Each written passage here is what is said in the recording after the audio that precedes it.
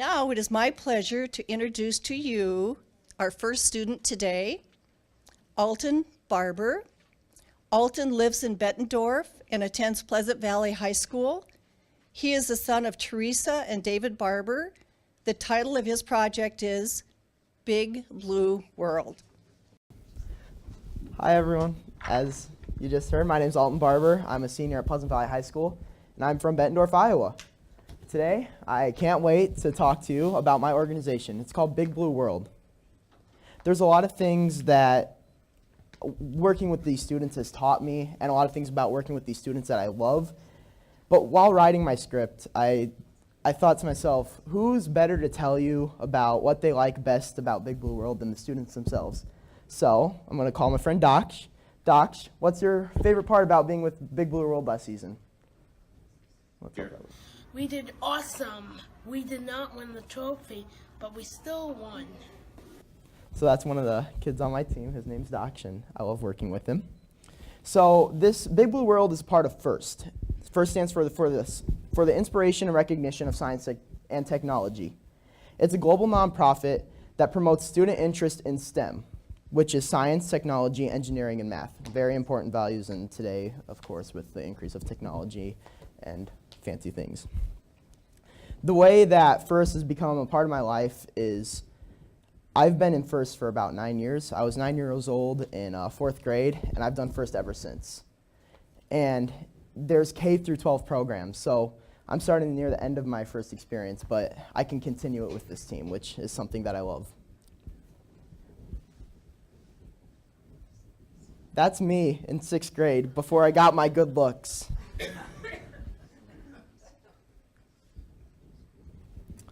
So my community, we have really competitive FIRST competitions every single year.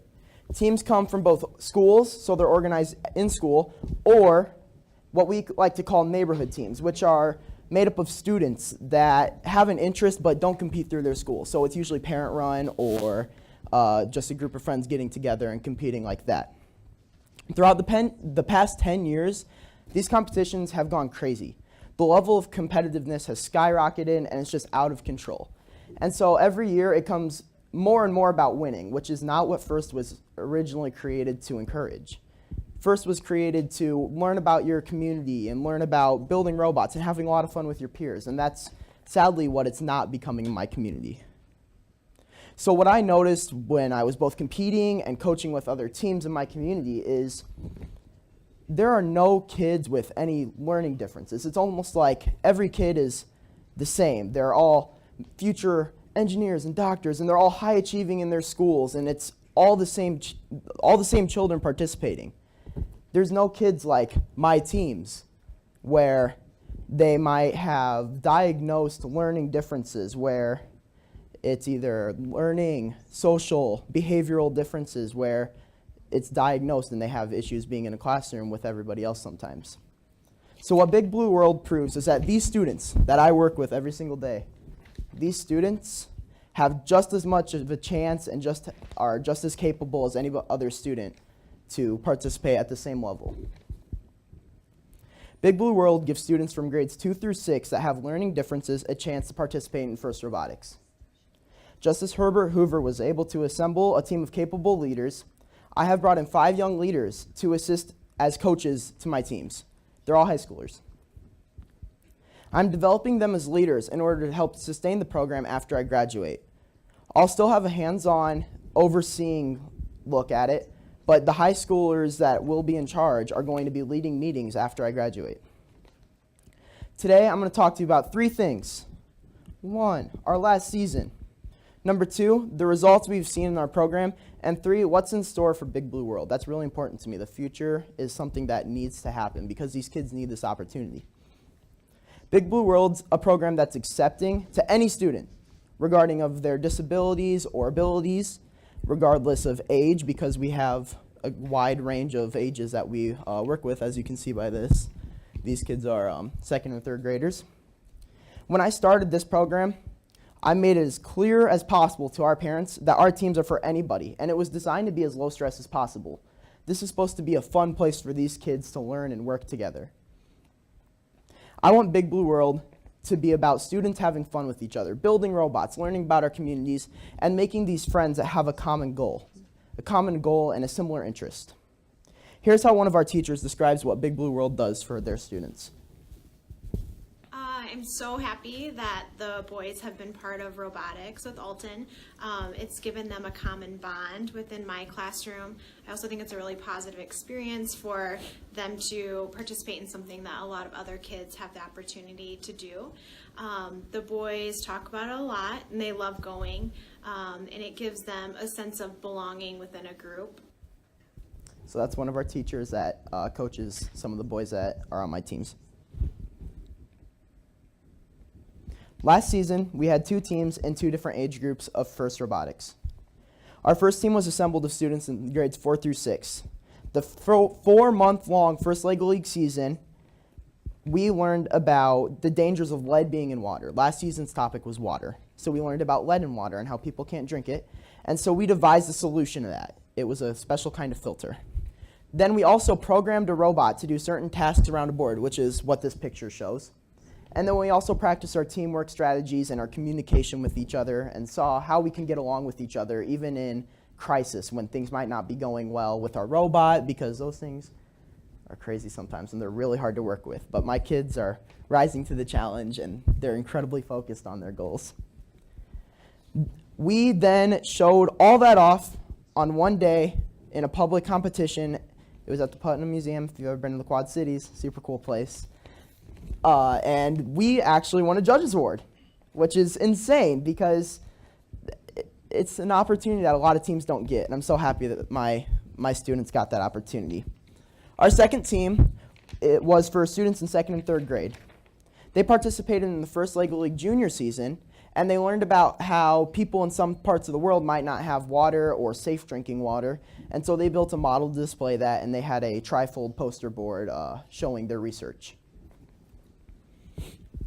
In sales, there's something called features and benefits.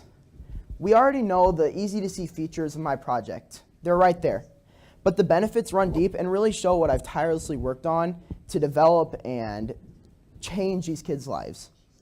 The students impacted by my program have shown a lasting effect trailing back to our last season together. The school principal states that Big Blue World is, quote, a learning experience accessible to these students and allowed them an opportunity to shine amongst their peers. And that really means a lot to me because if the school principal that's monitoring this whole large school has noticed that within my students, I think that's a really big deal to me. For only our first full year as an organization, Big Blue World is already creating a strong ripple, because it's water, through the community. We started our teams at 1 elementary school out of Pleasant Valley's 5 K-6 buildings. Anybody that expressed interest was offered to our team with open arms and welcomed graciously. We love having new people. I made it a personal goal that to be able to be on my team, I want it to be anybody, regardless of money, just how they felt, transportation. I wanted anybody to be on my team that was interested. So I worked really hard and a lot of hours grant writing. So asking businesses for their money. So our teams are free of charge. That means any team or any student from any school can join my team for absolutely no cost. That includes these t-shirts and these super cool Nemo hats.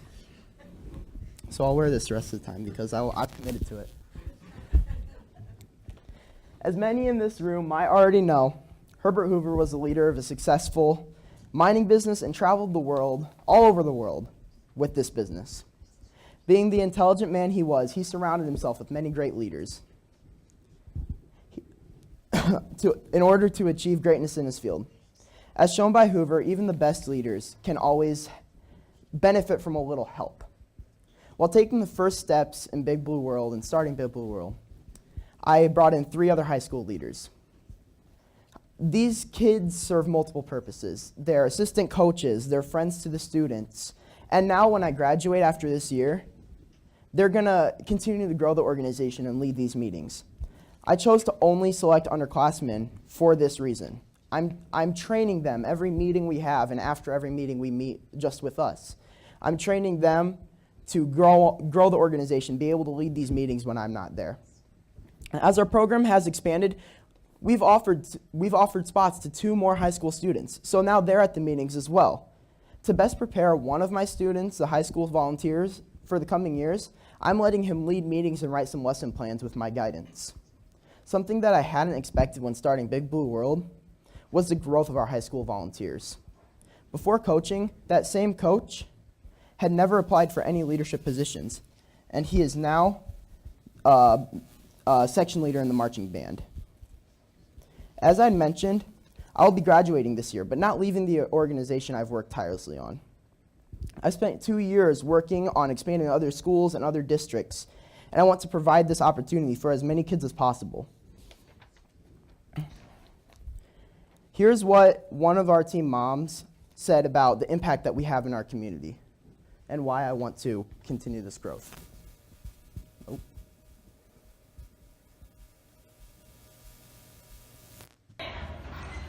Joining the robotics team means a lot to my kids.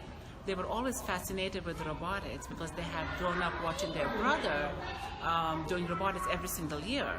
But sitting at a distance and watching the brother during the competitions, they always wondered what the robotics is and how can we do it. So they used to bombard me with the questions, hey mom, when can we do robotics? And I had no answer to that. But thanks to Alton and team that since despite of their such busy study schedule, they have created a team for my boys and other boys, and they can themselves have the hands-on training on the robots. The self-confidence level definitely has gone up for both the boys. They're more motivated. The confidence because they are still working with the robots on their own now. And the teamwork skills have gone up. They're more focused. They're more interactive with their friends. It's amazing to see how they will talk to family members and the grandparents now because they're always ready, eager to tell what they did in robotics. And now, this is something that's really important to me. This is what it's all about right here. Watch their focus and how much they care. This is what it's really important to me. This is what Big Blue World's about. Thank you very much. My name's Alton Barber.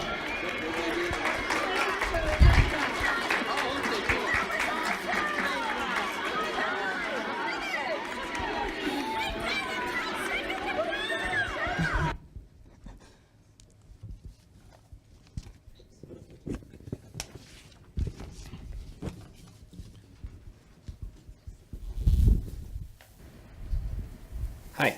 I had a question. Yeah. How many participants did you have? And what type of time commitment was it for you as well as the participants? Yeah, we currently have 20 participants. Or over 20 participants. That's doubled since our first year. We're currently in our second season. This is from last season. The time commitment for me was pretty large. Grant writing, lesson plans are very important to me because I write these lesson plans so that in the future, if we go to other schools, other people can hold these meetings without doing work. I want other people to hold these meetings as the way I would. So I write really detailed lesson plans for every single meeting. For the kids, we meet twice a week, Mondays and Thursdays, for an hour and 30 minutes. I think that's a perfect time limit because right at the end, they're starting to get a little squirrely and they're kind of ready to see mom and dad because they've been at school all day. And so they do really good work for that hour and 30 minutes. Do they participate in the competitions alongside everyone else? Thank you. That's a great question.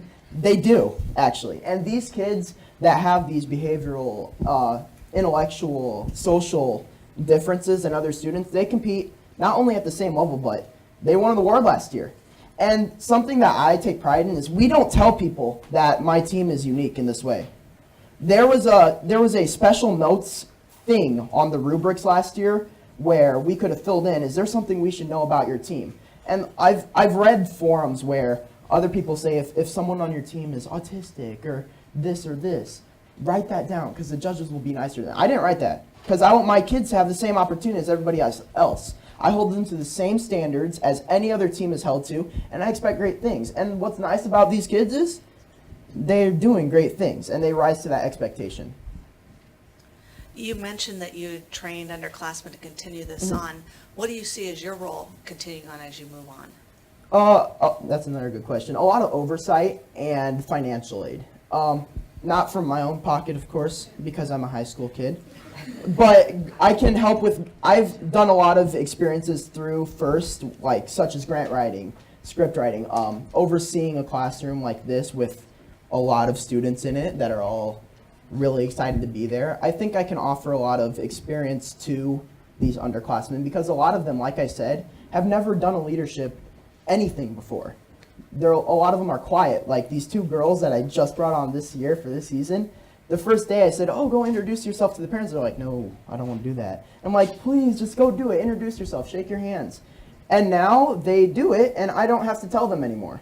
Like, I don't have to push them out there and be like, go shake a hand. Go say your name to someone. They do it on their own, and they're already learning these things. So it's a lot of mentorship and, sounds weird coming from a 17-year-old person, but experience with the years that I've been in FIRST. How's it going reaching out into other elementary schools, and you said even other districts perhaps?